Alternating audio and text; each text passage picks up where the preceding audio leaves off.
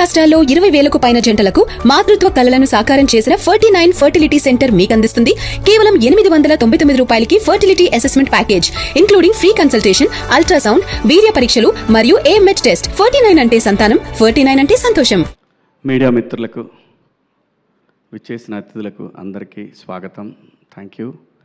అలాగే ఈ కార్యక్రమానికి ముఖ్య అతిథిగా విచ్చేసిన మా అనిల్కి thank you so much Anil. ఎందుకంటే అనిల్ అంటే జస్ట్ లైక్ అబ్బాయి అంటాను నేను, చాలా ఇష్టం. ఇది వ్యక్తిగతమైనటువంటి బాండేజెస్ అనమాట, అంతవరకే.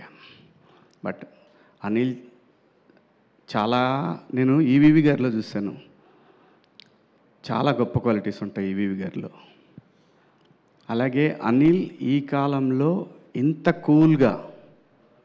కూల్గా ఒక సినిమాని కంప్లీట్ చేయటం అంటే అంత ఈజీ కాదు. అనిల్ని అందరూ ప్రేమిస్తారు. చాలా పాజిటివ్ వైబ్ ఉంటుంది తన చుట్టూ. ఫోన్ చేసి అబ్బాయి ఎక్కడున్నావు, నేను ఎక్కువ అంటే ఏ ఆర్టిస్ట్కైనా ఉంటుంది, అబ్బాయి ఏమైనా ఉందా అంతవరకే, కానీ ఇబ్బంది పెట్టే అంత దూరం అయితే వెళ్ళదు. దానికి మించిన ఒక ఏమో అనిల్ అంటే ఒక పిచ్చి ప్రేమ. అంతేగాని అబ్బాయి ఎట్టి పరిస్థితుల్లో మనం సినిమా, నాతో ఒక సినిమా చేయి, ఇట్లాంటి కన్నా కూడా దాన్ని మించినటువంటి ఏదో ఒక తెలియని ఒక బ్లడ్ రిలేషన్ మాదిరి అనమాట.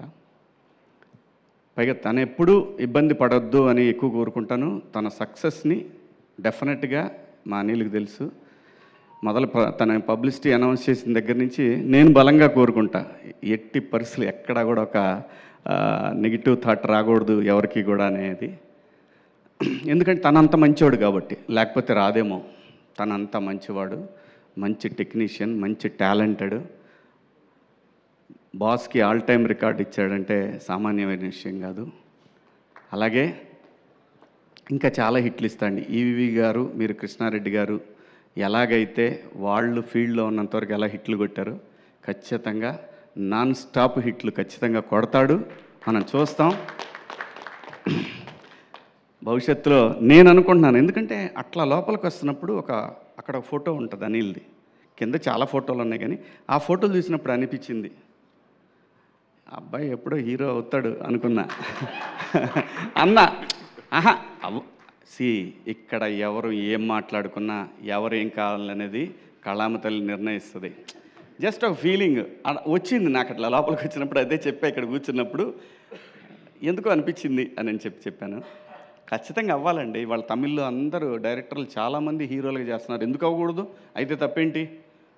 ఆర్టిస్టులు డైరెక్టర్లు అవ్వచ్చు. రామారావు గారు hero, director, producer, makeup man, ఎన్ని చేశాడు రామారావు గారు. ఇచ్చేయి సినిమా రీమేక్ కూడా చెప్పాను ఇందాకనే. ఇచ్చేసాయి. అలీ గారు ప్రొడ్యూసర్గా. అమ్మ హీరో ఎవరో చెప్పను, ఎందుకంటే మళ్ళీ ఇప్పుడు జిద్ద మొదలు పెడతారు, లేనిపోయింది మనకి వాళ్ళ.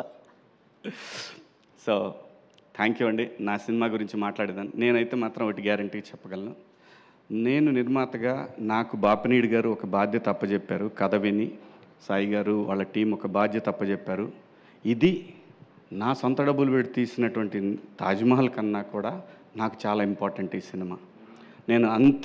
నేను ఖర్చు దగ్గరైనా, మేకింగ్ దగ్గరైనా, ఎక్కడైనా సరే వాళ్ళు నాకు బాధ్యత అప్పచెప్పిన దాన్ని నేను ఒక టీచర్లాగా బిహేవ్ చేశా. ఖచ్చితంగా అందులో డౌట్ ఏం లేదు. ఏ విషయంలోనైనా, ఏ సీన్ అయినా ఒకవేళ బాగాలేదు తీసిందంటే మళ్ళీ తీయాల్సిందే. అలా కూడా తీసాం. యాక్చువల్గా ఈ సినిమాలో సాంగ్ లేదు, కానీ ఆ సాంగ్ నన్ను హాంట్ చేస్తుంది ఎప్పటి నుంచో. ఆ పాయ అనే సాంగ్ ఎట్లా ఎవరికి కూడా ఈ సినిమాలో సాంగ్ అనే ఫీలింగ్ లేదు. నేను అన్నాను సిచ్యువేషన్ ఇది బాగానే ఉంటుందేమో చూడండి అన్న. అందరికీ నచ్చింది, ఇంక్లూడింగ్ సాయి గారు. ఈ సినిమాలో ఏ పని చేసినా, డైరెక్టర్లు అయినా సరే, ఆర్టిస్టులైనా సరే, టెక్నీషియన్లు అయినా సరే, ఏదైనా సరే, everything I have to report. అలాగే చేశాను ఈ సినిమాని. అలాగే వాళ్ళు నాకు ఏదైతే బాధ్యత అప్పచెప్పారో, ఏ రోజు కూడా వాళ్ళు రాలేదు, సెట్కి రాలేదు. అలాంటప్పుడు ఇంకా నా మీద ఇంకా ఎక్కువ బాధ్యత పడింది. మా నితిన్ గారు కానీ, అలాగే మన సాయి కిషోరు, సుహృత్తు, వీళ్ళందరూ కూడా మాకు ప్రమోషన్స్కి వచ్చేసరికి మనోడి పేరు మర్చిపోతాను, మార్కెటింగ్ యువకాంత్ తను, అలాగే ఇంకా మా మహా అయితే ఇప్పుడు 1990s నుంచి పరిచయం నాకు. అందరూ కూడా ప్రతి ఒక్కటి కూడా అది ఒక పెద్ద టీం వర్క్ కంపెనీ అండి. అంతేగాని అక్కడ ఎవ్వరు బాస్లు అవి ఏముండదు, ఎవరి పని వాళ్ళు చేయాల్సిందే. అలాంటి ఒక కంపెనీతో నాకు ఎప్పటికీ విడదీయలేని బంధం ఏర్పడింది. ముఖ్యంగా దీనికి కారకులు బాపినీడి గారు. ఆయన ఎప్పుడు తలుచుకుంటానే ఉంటాను. ఆయన ఒక మాట అనబట్టే ఈరోజు నేను ఇక్కడ నిలబడి మళ్ళీ ఆర్టిస్ట్గా ఇంత బిజీ అయిపోయి వరుసన హిట్లు పడ్డాయంటే కారణం ఏదో చాలామంది కోరుకున్నారు, నువ్వు ఆర్టిస్ట్గా ఉండాలి, నువ్వు ఆర్టిస్ట్. అలా నన్ను రీఎంట్రీ ఇచ్చింది బాపినీడి గారు. బిగ్ బాస్, ఆ తర్వాత కోర్టు, ఆ తర్వాత దండోరా, ఆ తర్వాత బిగ్ బాస్ బజ్జు, ఏది కూడా ఎక్కడా కూడా నాకు ఒక్క నెగిటివ్ ఇది కూడా రాలేదు. ఈ సినిమా కూడా ఖచ్చితంగా, ఎందుకంటే మా అబ్బాయికి టైం లేదు కాబట్టి నేను చూపించలేకపోయాను. సినిమా ఖచ్చితంగా చూపిస్తాను, రిలీజ్ ముందే చూపిస్తాను. ట్రైలర్ చూసి చాలా చాలా బాగుందని చెప్పాడు.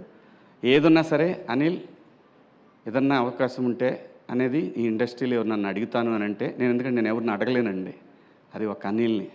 అలాగే ఈ సినిమాలో ఒక సాంగ్ కోసం నేను చాలా ఆలోచించాను, కానీ సడన్గా బండ్ల గణేష్ అన్న అనే థాట్ వచ్చిందంటే మా అబ్బాయి రిక్కీ థాట్ అనమాట అది.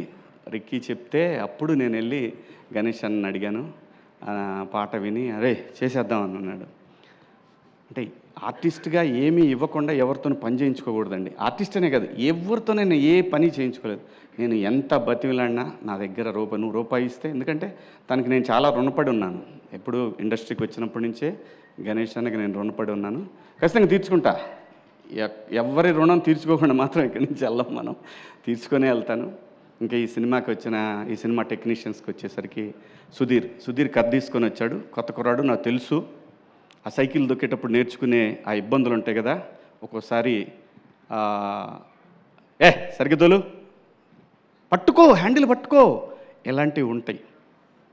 సో వాళ్ళకి తెలుసు ఇలాంటివి అన్నీ కూడా. ఎందుకంటే తను చెప్పిన టెక్నీషియన్లే పెట్టుకున్నా మళ్ళీ. ఎందుకంటే నేనంటే వాళ్ళు క్లోజ్ అయితే బాగా వస్తుంది అవుట్పుట్.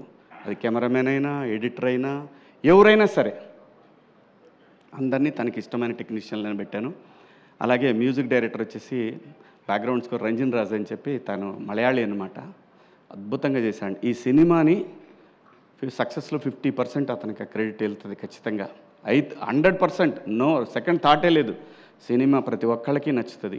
మా ఇద్దరి కాంబినేషన్ నచ్చుతుంది, మళ్ళీ మా ఇద్దరి కాంబినేషన్ నచ్చుతుంది, అలాగే మా ఇద్దరి కాంబినేషన్ నచ్చుతుంది. ఎందుకంటే ఆలీ అన్న ఈ ఇండస్ట్రీకి వచ్చినప్పటి నుంచి నాకు పరిచయం. నన్ను ఒక సొంత తమ్ముడి కన్నా ఎక్కువగా చూసుకున్నాడు ఆలీ అన్న. అప్పటి నుంచి కూడా ఫ్రమ్ ద బిగినింగ్ నేను 96 నుంచి నేను ఆలీ అన్నతో నా జర్నీ. ఆలీ అన్న ప్లస్ గణేష్ అన్న, చనిపోయాడు వేణుమాధవ్ అన్న, ఆయన, వీళ్ళందరూ నన్ను ఒక సొంత తమ్ముళ్ళలాగా చాలా బాగా టేక్ కేర్ చేశారు. ఏ సందర్భంలో అయినా సరే, ఇప్పటి వరకు, ఈరోజు వరకు కూడా. అలాగే చాలామంది ఉన్నారండి ఇక్కడ నాకు సహాయం చేసిన వాళ్ళు. ఇంకా మా చిత్రం సీను, అప్పటి నుంచి పరిచయం. వాడిని చూస్తే భయం వేసేది నాకు. అప్పుడు గ్లాసులు పెట్టుకొని ఎట్లా తిరుగుతుండేవాడు. ఎవడు రీడు పాతాడు, మనమే ఊరి నుంచి వచ్చి ఎవడు రీడు మాస్టర్ సినిమాకి.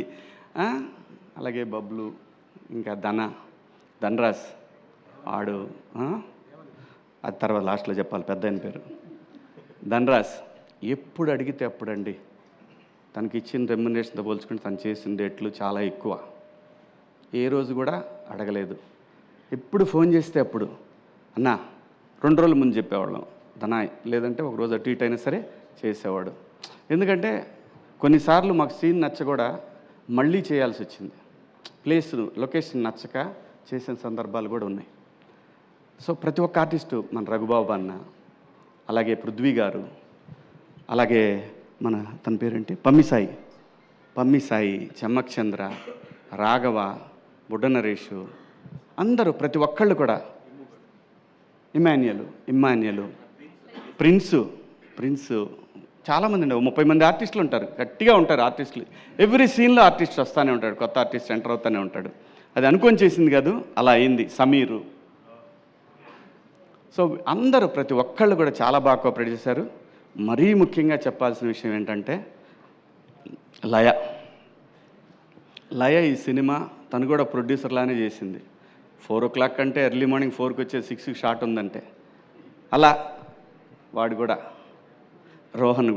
రోహన్ అయితే ఎన్నిసార్లు వచ్చాడో వాడు లొకేషన్కి వచ్చి మళ్ళీ చేయకుండా వెళ్ళిపోయినా ఎప్పుడు ఇంతవరకు అందరూ కూడా, ఎందుకంటే నా మీద అభిమానం, at the same time ETV product అందరి మీద ఉన్న అభిమానం, స్క్రిప్ట్ అందరికీ బాగా నచ్చింది, అందరూ బాగా సపోర్ట్ చేశారు.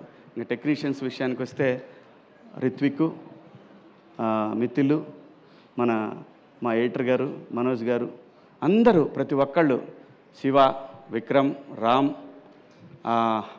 మనోడు సందీపు ఇది డైరెక్షన్ డిపార్ట్మెంటు, అలాగే ప్రసాద్, ధీరజు, వీళ్ళు ఈపీలు అనమాట ఈ సినిమాకి.